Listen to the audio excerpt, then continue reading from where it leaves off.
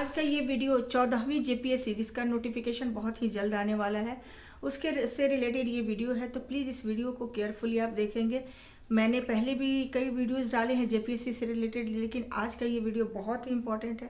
सबसे बड़ी बात है कि अभी नोटिफिकेशन हालांकि नहीं आया है, लेकिन मार्च अप्रैल तक ऐसा अनुमान लगाया जा सकता है, स्पेकुलेशन है कि पीटी का एग्ज़ाम हो जाएगा। उससे पहले नोटिफिकेशन आएगा, फॉर्म फिलअप होगा और पीटी का एग्ज़ाम होगा। तो कहने का मतलब आपके पास 4 से 5 महीने का भी मार्च अप्रैल तक होगा, तो 4 से 5 महीने का भी आपके पास एक सफिशिएंट टाइम है। हालांकि वहाँ का पीटी बहुत ही मैं ये मानती हूँ कि वहाँ का पीटी, झारखंड का पीटी बहुत ही टफ है।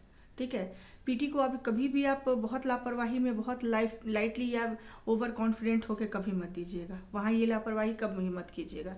तो लेकिन सबसे जो ज़रूरी बात है, अभी समझने की बात है कि वहाँ के पीटी और मेंस के एग्जामिनेशन में टाइम बहुत ज़्यादा नहीं मिलता। जब पीटी का रिजल्ट आता है और मेंस का जो एग्ज़ाम होता है उसमें कभी कभी बहुत कम टाइम मिलता है। तो उस टाइम पे आप अगर चाहते हैं कि मेंस की प्रिपरेशन कंप्लीट कर ले तो कभी नहीं होगा, हो नहीं सकता। तो अभी से आपकी स्ट्रेटेजी दोनों को लेके चलने की होनी चाहिए।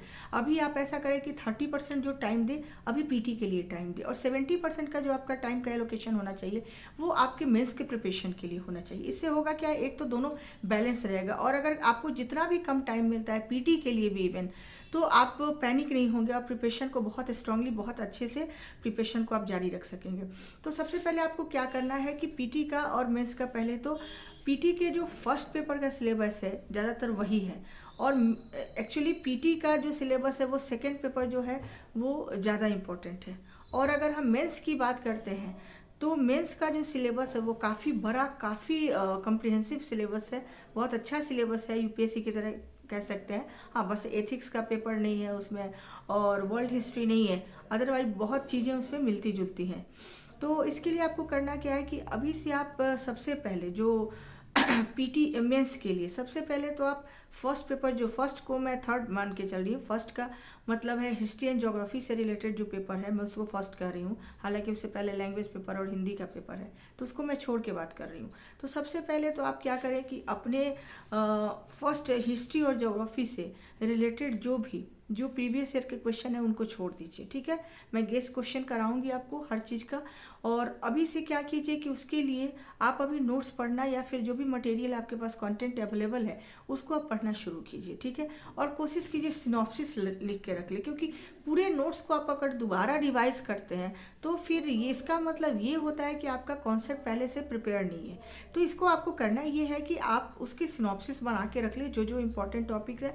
और मैंने पहले बताया कि आप अगर 2 सेलेक्ट कर लीजिए, जैसे हिस्ट्री के जितने सेक्शन है, 3 सेक्शन है, उसमें से 2 सेक्शन अगर आप कंप्लीटली कर लेते हैं और एक तीसरे वाले में से थोड़ा इतना कर ले कि अगर कोई प्रॉब्लम 2 सेक्शन से एक भी क्वेश्चन छूट रहा है तो तीसरे से कर ले। तो मेरा मानना ये है कि सबसे पहले तो मुझे जो बहुत कन्वीनियंट लगता है कि सबसे पहले आप एंशिएंट हिस्ट्री को तैयार कर लें, क्योंकि उसमें बहुत ज़्यादा टॉपिक्स नहीं है और टॉपिक्स भी जो है ईजी है।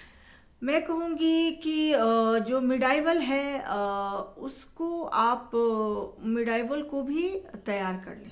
ठीक है, और मैं कहूँगी मॉडर्न जो इंडिया है, मॉडर्न हिस्ट्री से जो पढ़ना है वो बहुत ज़्यादा पढ़ना है। वो आपको ऑलरेडी हालांकि पीटी में पढ़ना है, लेकिन मॉडर्न इंडिया से इतना बहुत ज़्यादा पढ़ना है तो उसको आप एक लेके चलिए। मतलब क्या बोलते हैं उसको, आप जैसे कि कह सकते हैं कि आप उससे 2, 4 या 5, 6 टॉपिक्स ऐसे इंपॉर्टेंट कर लीजिए कि अगर वहाँ से कभी ऐसी परिस्थिति हो जाती है, सर्कमस्टांसेस हो जाते हैं कि आप वहाँ से दोनों सेक्शन से क्वेश्चन करने में अगर नहीं हो पाता है तो एक तीसरा सेक्शन आपके पास सेफली साइड आपके पास तीसरा एक ऑप्शन होना चाहिए। ठीक है, सेफर साइड आप तीसरे ऑप्शन को मॉडर्न इंडिया को लेकर चल सकते हैं, मेरा ये है। और अगर आपको हो सकता है कई लोग ऐसे हैं कि जिनका मॉडर्न इंडिया बहुत अच्छा है, मिडाइवल बहुत अच्छा है और एंशिएंट अच्छा नहीं है, या फिर उसमें इंटरेस्ट नहीं आता है, तो उसको स्किप कर सकते हैं। ठीक है, एक सेफर कोई 2, 4 क्वेश्चन लेके चले, अदरवाइज 2 ही सेक्शन पे अच्छे से फुली फोकस करें। जहाँ तक कि ज्योग्राफी के सवाल, तो ज्योग्राफी में बेसिकली जो पूछा जाता है फिजिकल ज्योग्राफी से मेन क्वेश्चन जो पूछे जाते हैं, तो फिजिकल ज्योग्राफी से आप तैयार कर ले। हालांकि मैं फिजिकल ज्योग्राफी की एक एक चीज़ आपको पढ़ाऊँगी। ठीक है, जो लोग मेरे से जुड़ना चाहते हैं, हालांकि मैं एक टेलीग्राम ग्रुप भी बनाऊंगी और व्हाट्सएप ग्रुप भी बनाऊंगी, तो जो लोग भी मेरे से जुड़ना चाहते हैं वो अपना प्लीज़ नंबर सेंड करें मुझे। ठीक है, मेरे कमेंट बॉक्स में जाके और नंबर दे अपना, और मैं कोशिश करूंगी कनेक्ट करने की। जेपीएससी के लिए अभी से प्रिपरेशन शुरू कर दें। ठीक है, टाइम है लेकिन बहुत इजीली किसी चीज़ को नहीं लेना चाहिए।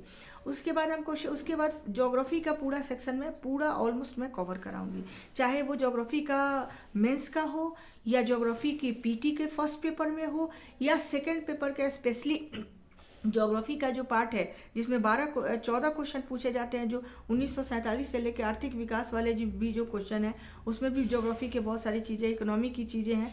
सेकंड पेपर पीटी की मैं बात कर रही हूँ, तो वहाँ से सारी चीज़ें मैं एक एक पढ़ाऊँगी। जियोलॉजिकल स्ट्रक्चर उसमें सबसे इंपॉर्टेंट है। जियोलॉजिकल स्ट्रक्चर आपको पढ़ लेना है। जैसे झारखंड का जियोलॉजिकल स्ट्रक्चर पढ़ लेंगे, आपको पता हो जाएगा कि कौन से जितने भी मिनरल्स पाए जाते हैं, कहाँ पाए जाते हैं, क्यों पाए जाते हैं, तो एक आपको आइडिया लग जाएगा। तो आपके लिए मैं पीटी में रटने की ज़रूरत कम हो जाएगी, बहुत कम हो जाएगी। बहुत कम चीज़ें होंगी जो रटनी पड़ेंगी आपको। नाम, जैसे वहाँ पे नाम बहुत याद करने हैं, ठीक है। शासन व्यवस्था है, वहाँ के रीजनल जो शासन व्यवस्था है, ट्राइबल शासन व्यवस्था है, वो आपको रटनी पड़ेगी। अदरवाइज बहुत सारी चीज़ें मैं करा दूँगी। उसके बाद बचता है मेंस की। अब आते हैं नेक्स्ट में, अगर देखते हैं पॉलिटी और उसका पब्लिक एडमिनिस्ट्रेशन, तो कोशिश कीजिए कि पब्लिक एडमिनिस्ट्रेशन से जो क्वेश्चन आते हैं उसको कम अटेंड करने की उसको कोशिश कीजिए कि आप पॉलिटी वाले जो सेक्शन है उसको आप बेटर तरीके से तैयार कर लें। बहुत लेंदी तैयार मत करें, लेकिन अच्छे से उसे तैयार करके रख लें। उसके लिए भी मैं एक दिन गेस कराऊंगी। और इनके जो क्वेश्चन होते हैं, मैंने देखा है कि बहुत ज़्यादा क्वेश्चन टिपिकल नहीं होते हैं, बहुत ज़्यादा ट्रेडिशनल टाइप के नहीं होते हैं। अगर थोड़ी सी भी आपकी अच्छी नॉलेज है, थोड़ी बहुत भी आर्टिकल्स के या फिर बाकी चीज़ों की आपकी पकड़ है पॉलिटी पे, तो आप उस क्वेश्चन को मेंस में अच्छे से लिख सकते हैं। बस आपको अपनी राइटिंग स्किल पे बहुत ध्यान देना है, प्रेजेंटेशन पे बहुत ध्यान देना है, और कॉन्सेप्ट की क्लैरिटी, जितने भी आप टॉपिक करें ध्यान रखें उसमें कॉन्सेप्ट आपका बहुत क्लियर होना चाहिए। कोई भी क्वेश्चन उस चैप्टर से पूछा जाता है, उस टॉपिक से पूछा जाता है, तो आपको ऐसा नहीं लगना चाहिए कि हाँ ये मेरे से नहीं हो रहा है या फिर इसमें समझ नहीं आ रहे, कैसे क्वेश्चन पूछे जा रहे। सारे डायमेंशंस आपके बहुत क्लियर होने चाहिए। तो हर डायमेंशन पे आप जाके 4-5 डायमेंशंस होते हैं किसी भी क्वेश्चन के, या फिर उसका आर्थिक पक्ष पूछा जाएगा, सामाजिक पक्ष पूछा जाएगा, कभी कभी झारखंड की स्थिति में धार्मिक पक्ष भी पूछा जा सकता है, या फिर ऐसे पूछा जा सकता है कल्चरल उसका साइड पूछा जा सकता है, या फिर मानवीय पक्ष या ह्यूमन उसके जो पक्ष है वो पूछा जा सकता है, डेमोग्राफिक पक्ष भी पूछा जा सकता है। और ज़्यादातर क्वेश्चन की टेंडेंसी ये होती है कि पॉवर्टी और अनएम्प्लॉयमेंट को जोड़ के भी क्वेश्चन पूछे जाते हैं। सोशियो इकोनॉमिक वाले जो भी सेक्शन ऐसे होते हैं उनसे ऐसे क्वेश्चन बनते हैं और पूछे जाते हैं। तो आपको करना ये है कि अभी से आपके बहुत कॉन्सेप्ट बहुत क्लियर होना चाहिए, और रिसोर्सेज जो आपके होने चाहिए बहुत ही लिमिटेड, ठीक है। आप ये कोशिश करें मैं तो ये कहूँगी कि देखिए, अगर आपके पास किसी कोचिंग का नोट्स है तो सारे अगर सेक्शन का नोट्स बहुत अच्छा मिल गया है तो ठीक है, लेकिन उसके बावजूद भी आप अपने कॉन्सेप्ट क्लैरिटी के लिए, कॉन्सेप्ट पे कमांड करने के लिए, मैं कहूँगी कि जो भी उससे रिलेटेड एनसीईआरटी की बुक्स हैं, एक 11th क्लास की एनसीईआरटी की बुक है इकोनॉमिक डेवलपमेंट ऑफ इंडिया, मैं कहूँगी वो बुक आप ज़रूर पढ़ लें, मतलब ज़रूर। क्योंकि आप झारखंड के जब मेंस के सिलेबस देखते हैं तो उसका इकोनॉमी का जो सिलेबस है, इकोनॉमी एंड सस्टेनेबल डेवलपमेंट का जो सिलेबस है वो काफ़ी लेंदी है और बहुत सिंपल वो सिलेबस नहीं है। तो इसलिए मैंने कहना चाहूँगी कि एक एनसीईआरटी की 11th क्लास की बुक एनसीईआरटी, और दूसरी जो इंडिया के कॉन्टेक्स्ट में एक जनरल इकोनॉमी है 12th क्लास की, ठीक है, मैक्रो इकोनॉमी। इन दोनों को आप बहुत तरीके से पढ़ लें, बहुत अच्छे से करके जाएं। और ज्योग्राफी में जितनी एनसीईआरटी है कोशिश करें, हालांकि बहुत ज़्यादा एनसीईआरटी है और कवर करना भी बहुत मुश्किल है, तो ज्योग्राफी की तो मैं आपको सारे क्लासेस करा दूंगी, मैं इतना कह सकती हूँ ज्योग्राफी के। और आप अगर कमेंट में आपकी कोई और भी समस्या है, कोई और भी प्रॉब्लम है, तो आप कमेंट करके मुझे बता सकते हैं, ठीक है।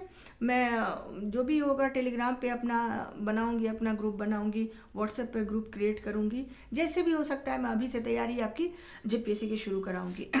अब आती हूँ पॉलिटी की, हम बात कर रहे थे पॉलिटी और पब्लिक एडमिनिस्ट्रेशन, तो वहाँ पे आपकी कॉन्सेप्ट क्लियरिटी बहुत मैटर करती है, ठीक है। और पब्लिक एडमिनिस्ट्रेशन में एक चीज़ देखा होगा आपने कि पीटी के सिलेबस में सारे मार्क्स आपको पूरे निर्धारित करके आपको बता दिए गए हैं। तो उसमें क्या होता है कि पब्लिक एडमिनिस्ट्रेशन का जो उसमें आपको थिंकर्स पूछे जाते हैं, जैसे किसका ये विचार, स्टेटमेंट किसका है, तो थोड़े वो स्टेटमेंट वाले जो फर्स्ट चैप्टर है स्पेशली पब्लिक एडमिनिस्ट्रेशन का, उसको अच्छे से कर लें, ठीक है, स्पेशली फॉर पीटी। मेंस के लिए मैं बताऊंगी कहाँ से करना है, कैसे करना है।